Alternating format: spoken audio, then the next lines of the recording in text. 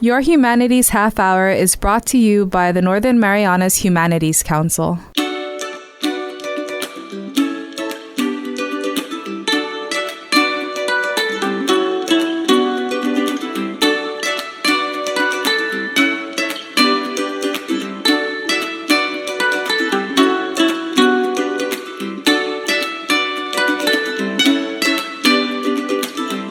Awardee, Zantiro. Welcome to Your Humanities Half Hour. I'm Catherine Perry, and today we are featuring another of the 2021 Governor's Humanities Awards recipients, Dr. Sylvia Frain of the Auckland University of Technology, awarded for her research and publications in the humanities. Sylvia, thanks for making time today. And hello to you there in New Zealand via Zoom. Kia ora. Kia ora from Aotearoa, New Zealand. Well, tell me, how did you feel when you found out that you were a recipient of one of the awards this year? I was surprised and absolutely honored. I know these days have been hard for people, feeling separated in a way, and I was really missing the Marianas, and to receive this award really fulfilled that connection that I had been homesick for and lacking. So just so honored to even be included with the other nominees and recipients. I would say you're quite young, but you have such a wide breadth of work in your field here in the Pacific. Originally from California, what drew you to the Pacific, and specifically to the fields that you specialize in, demilitarization and decolonization? How did this all get started? Yeah. Let's see. It perhaps started with more of marine conservation and ocean conservation, concerned about the environment, living on the coastline in California. And then for my first year in college, I went to Hawaii for school. And there it was kind of a land of contradictions. So you have the touristy side of Hawaii, but then you also have the U.S. militarization side, which was something I hadn't encountered before, especially on a personal level. So I think that really opened my eyes to, it's not everything you see in the brochure is exactly what the situation is. It's always much more complex. And as my studies progressed, it really shifted from marine conservation to more peace and conflict studies. So if you're concerned about the environment, first you need to help with conflict prevention, peace studies within the community, so then the community themselves can look after the environment. Makes sense, like kind of address some of the more foundational issues.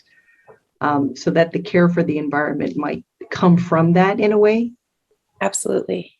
We are going to take some time to highlight your area of work in our chat today, but overall, what drives you and what is it you hope that your work will accomplish for the people of the Pacific? Sure.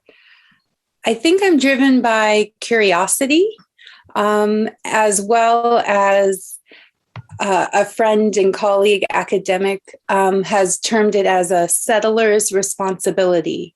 So as a person not from the Pacific, traveling, living, working around the Pacific, what is my responsibility? Whether it's learning about history, relearning history, so you're not taught everything in the United States public education system about the Pacific, recognizing that there is just so much I do not know, as well as a responsibility to then educate others. So I see my role as educating those in academia, educating those in the continental United States about the Pacific in terms of what the U.S. history is, what the legacies are, and kind of what the future holds. Do you feel then like a sense of responsibility in a way? Absolutely, definitely.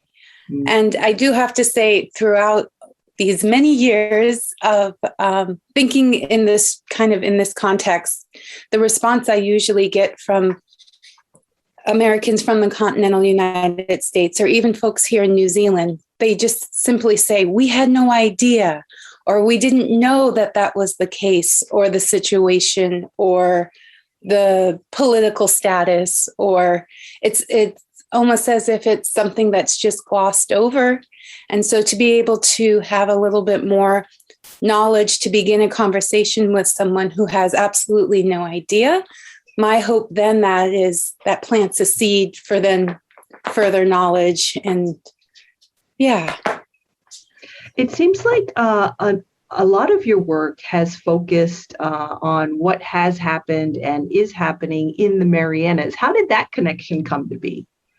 So that is directly connected to my mother, Dr. Betty Frain, the original Dr. Frain.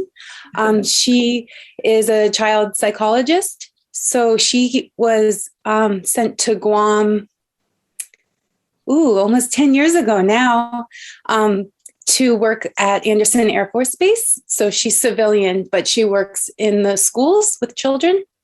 And so it was through her connections in her time on Guam.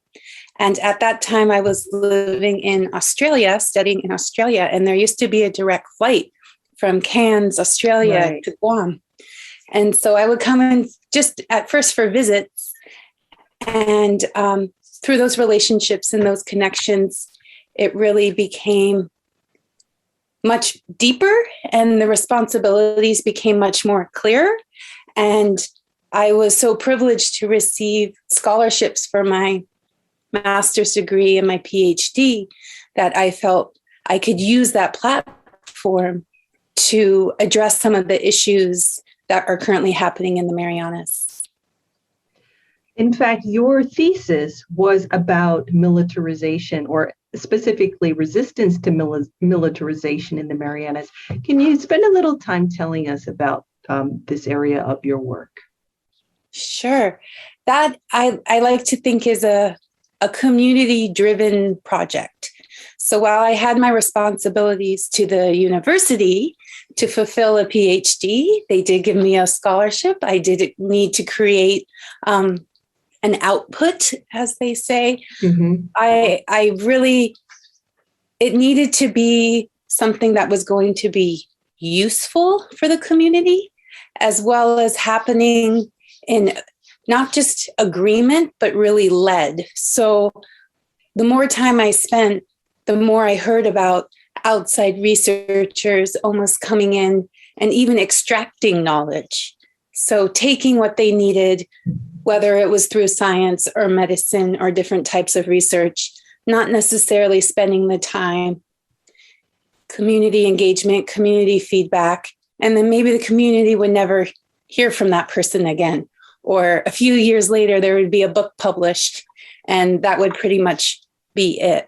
So I decided to use my research and actually learn about all of these different methods that you can do research. It doesn't need to be from the top down. In fact, it's much more rich and nuanced if you sit on the mat, go to the beach, feel the environment, sit around kitchen tables, actually listen to hear what the issues and the concerns are. So from that style of research, producing the doctoral thesis, which is now on Guampedia. So Guampedia helped me e-publish the thesis. So It is an ebook. Hopefully all the links work. It's free. I know it's a large document, but I tried to break it up. So if there were just certain sections people were interested in, they could jump to that. And really, in a way, also show the university here that this type of research is possible. This is what's useful to the community, hopefully, and to kind of open the gate, if you will, for researchers from the Marianas themselves to come and study here in New Zealand. Can you share with us what are some of the major findings of your thesis and your research? Sure. The areas I ended up focusing on was really 4 different types of resistance. So digital resistance, the type that you see online organizing, Facebook, Instagram. And this was in 2015. So even before a lot of, before TikTok and all of those types of video formats. So there's the digital resistance. Then, of course, the legal resistance. So using the U.S. federal court system for upholding environmental protection laws, for upholding different legal frameworks. Spiritual resistance. I conceptualized and learned it's more about not always responding to whatever the U.S. government or the U.S. military has planned, but instead speaking your language, farming your land, learning the stars, really connecting into culture and identity to fulfill your identity and yourself. So when big projects come or announcements come, you're not sent into a spiral of doubt. It's really about resisting and protecting yourself within and a form of healing. Almost like having your feet firmly set in your culture so that you can't be shaken. This sounds like a Bible verse, but you know what I mean. Absolutely. Exactly. Very good. Yeah. And I think that's why, so many times when we talk to the elders, they say, it's important to know your language so that you can know your culture, so that you can know who you are, and to really value the uniqueness of the people of the Marianas in the world. Yeah, absolutely. So what, if I may ask, how do you feel your work in the Marianas community on your thesis benefited or even challenged, or how do you feel your work affected the community? And then of course, I probably have to ask, how did it affect you? But let's start first with this effort you put in. How did you see it affecting the community? I would like to think it is part of this movement of young scholars who are using academic and really Western institutions, but to reevaluate and assess the contemporary situation. So when I started my PhD, one of the first things you do is called a literature review. So you're basically supposed to find all the research you possibly can written about your topic. Wow. Or your location.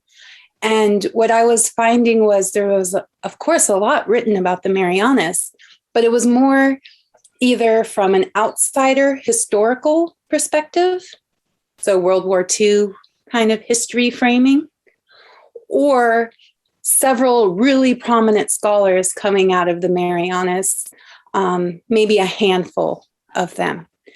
And that was when I was beginning my PhD. But even in those 3 years, by the time I finished, there were so many more young scholars graduating with their PhDs, their masters, their undergrads, producing their own scholarship. And even actually last week, a scholar from Guam who came to New Zealand for his PhD, he just graduated with his doctorate in communication studies. So I'm hoping that doing this work in the region was able to show what's possible, as well as kind of, lend a hand and offer an invitation to those others who maybe were thinking about it or were unsure. I feel like within the research space, it is a very Western academic space, but unfortunately, that's where a lot of the conversations that impact the Marianas is happening. So to be able to learn to write that way, speak that way, understand that language is a real benefit. To be able to have, I hope, an impact for the future of the Marianas. On a personal level, how do you feel the work on your thesis and the work you've done over the last 20 years on these issues has affected you, either as a person or as a professional? Great question. I guess to take it back to the ocean, it's ebbs and flows. So there's been some really high peaks. Where I do have to say this award is definitely one of the higher peaks of the journey. And at times it gets very dark. So dealing with dark histories, dealing with painful things. I do have to say, I feel like I, as a young person, of course, was curious and wanted to learn about the world and almost felt let down that I didn't know more about the region. I didn't know about non-voting status. I didn't know about all of these issues that have real impacts for people on an everyday level. So I think it's kind of finding the balance between both. And this type of research, I'm not separate from it. So unfortunately, I can't just close the door at the end of the day and be done with it at 9 to 5.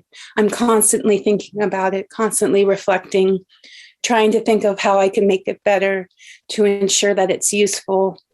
And even from a New Zealand context. So I've been very fortunate to live here in Aotearoa, New Zealand, which is considered the largest Pacific island nation. But the concept of the Pacific from Aotearoa, New Zealand, often is more of the South Pacific. So I've actually spent a lot of time in my research explaining the North Pacific to those located here, and just kind of hoping to reunite some of those kinships that have existed well before the colonial divisions, but to make sure that Micronesia and the Marianas is included in the conversation. Well, we're chatting today with Dr. Sylvia Frain. She's a recipient of the 2021 Governor's Humanities Award for Research and Publication in the Humanities. And we'll be back with more after this break. Hafaday, Olomwai, and greetings from the Northern Marianas Humanities Council. This is Executive Director Leo Pangilinan. This year, the Council celebrates our 30th anniversary, marking 3 decades of partnership with the community on a wide variety of programs that help us navigate our human experience.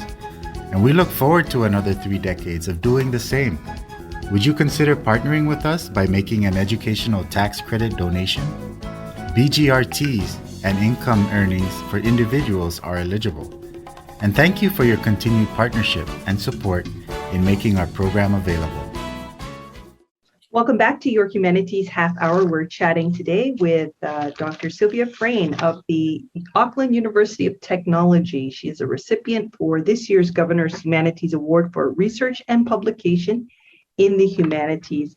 Sylvia, I was wondering if I think here in the Marianas, we're very much aware of militarization and colonization and how it affects our history, but could you just paint a broad picture for us of how these two topics relate to the rest of the Pacific and how much of a problem or of a history is there that's still out there? Oh, definitely. That's a great question. So being in Aotearoa, New Zealand, there's a very different history and colonial history and understanding of militarization within, let's term, the South Pacific for better explanation. And even New Zealand has several non-self-governing entities. So for instance, folks from the Cook Islands, they hold New Zealand passports. They're allowed to come to New Zealand indefinitely. Same with Niue and Tuvalu. So they're similar in terms of they have run their local government, but ultimately they fall under New Zealand jurisdiction. So you find kind of those relationships throughout the Pacific. So whether it's old colonial ties with New Caledonia, for instance, going to have their 3rd referendum to discuss their political status and self-determination from France. Still, the colonial history is here in the contemporary context, similar with French, some call French occupied Polynesia, so Tahiti. And we see often when there's a political relationship that's not in balance. So you have a governing entity over an island nation, that often those locations are used in military ways that wouldn't happen if they had full self-determination. So to go back a little bit in history, what we saw in the Marshall Islands with United States nuclear testing, similar in French Polynesia with French nuclear testing. So colonialism often goes hand in hand with militarization. And it's important to understand that it's not purely historical. So now we see across the Pacific, there's constant discussions about the rise of China, what the threats are to the region, ensuring a free and open Indo-Pacific. All of these discussions, all of these policies are based on these colonial understandings of Oceania. Just out of curiosity, the island nations you mentioned, New Caledonia, Tahiti, Cook Islands, did they ever vote on what kind of relationship they wanted to have with the larger countries? So that's currently what's happening right now in New Caledonia. It was discussed that there would be 3 referendums over a period of several, I believe, 10 years. The third one is due to happen despite the local community asking for it to be postponed due to the COVID situation there. However, the French authorities want it to go forward on the date that was agreed to perhaps 10 years ago. So they have yet to vote on what type of political status they would like. Similar with French Polynesia. Okay. There hasn't been. They are on the list of the United Nations to be decolonized, but it gets complicated because the administrative government, so in this case, the French government, has to agree on the process for self-determination. Okay. And ultimately, from a nation state perspective, the less control you have over a place, the less military exercises you can do. Right. You have well, first of all, I just want to give an opportunity for people who might be interested in what you're talking about to access some of your publications, which there are a number of. How can people find out more about your work specifically? Sure. Online? So, yes, I have a presence online. Guampedia hosts my doctoral thesis. So if you just go on Guampedia and you search for my name, Sylvia Frain, my thesis will come up. I do also manage the Facebook page, Oceania Resistance. And on that page, it's not about my work, but it's more about work that's happening in the region, opportunities, anything I see that could better the situation or support those working in the region. And I do manage that page. So if you wanted to get in touch, you could just message that page and I could reply. Not only do you have a number of scholarly publications, but I know you also make an effort to break it down into layman's terms for us. Do you have one or two of your publications you would recommend to people or that you feel are particularly important? Sure. So one I'm very excited about actually was just recently published. It's in the Micronesian Educator. So this is the journal out of the University of Guam.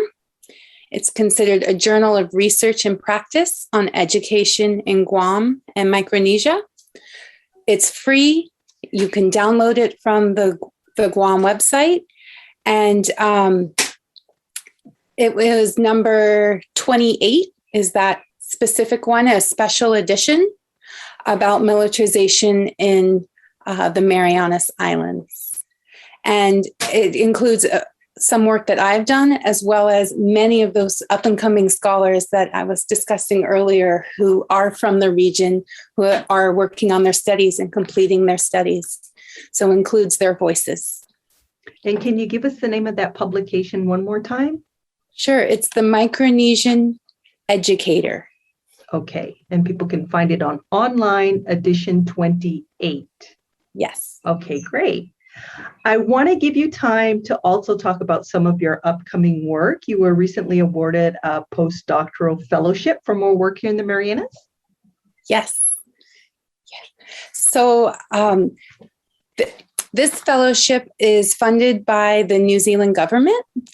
And in recognizing that in this kind of COVID world, early career researchers, so those who have finished their studies but don't necessarily have a full-time position as a lecturer or a professor, are kind of left in limbo if you can't travel or if your research grants have been canceled.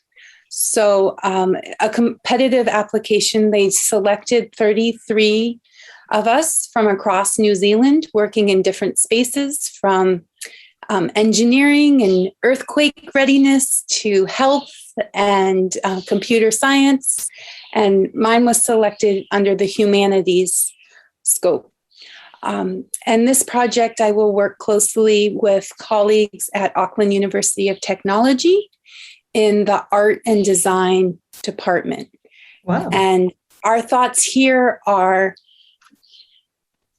the issues we talk about, the topics that we address are so complex and often feel out of reach, even for scholars.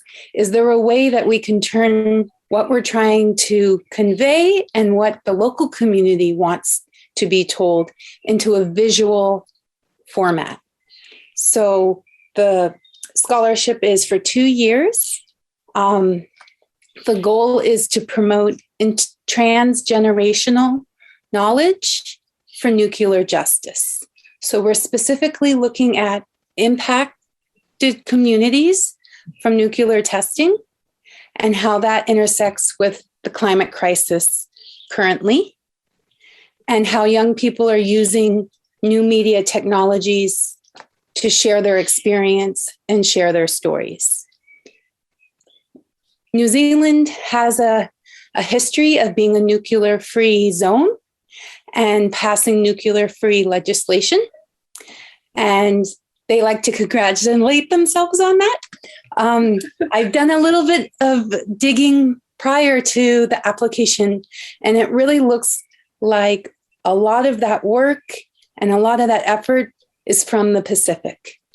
So it was Pacific activism well before New Zealand passed the legislation that actually led and pushed New Zealand in that direction. So activism out of French Polynesia, Cook Islands, Fiji, Samoa, years and years and years of grassroots led, often by women, pushing for a nuclear-free and independent Pacific. So the project is going to begin with those histories and those understandings to kind of reframe how New Zealand is nuclear free. And then,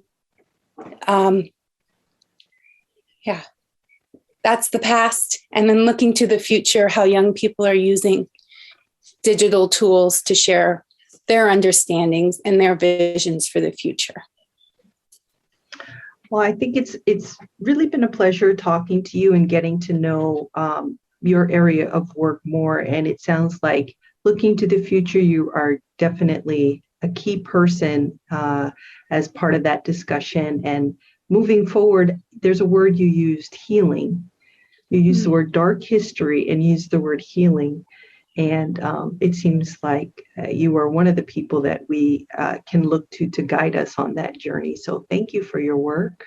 Absolutely. Thank you. And yes, always, please reach out for anyone too young or too old, if any questions or suggestions or want to know more about studying in New Zealand. There are scholarships and opportunities available. So, and actually a lot more opportunities are available online now. due to the current situation. So would be happy to assist people and point them in the right direction and put them in contact with contacts I have here. Thank you so much, Sylvia, and wish you all the best. Hey, Suzusamasi, thank you so much.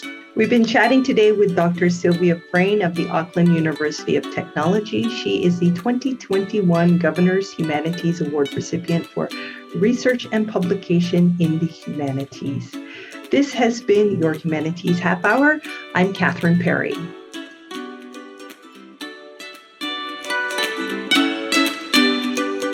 This program was supported by a We the People grant awarded to the Northern Marianas Humanities Council from the National Endowment for the Humanities. Any views, findings, conclusions, or recommendations expressed in this program are those of the participants and do not necessarily represent those of the National Endowment for the Humanities or the Northern Marianas Humanities Council.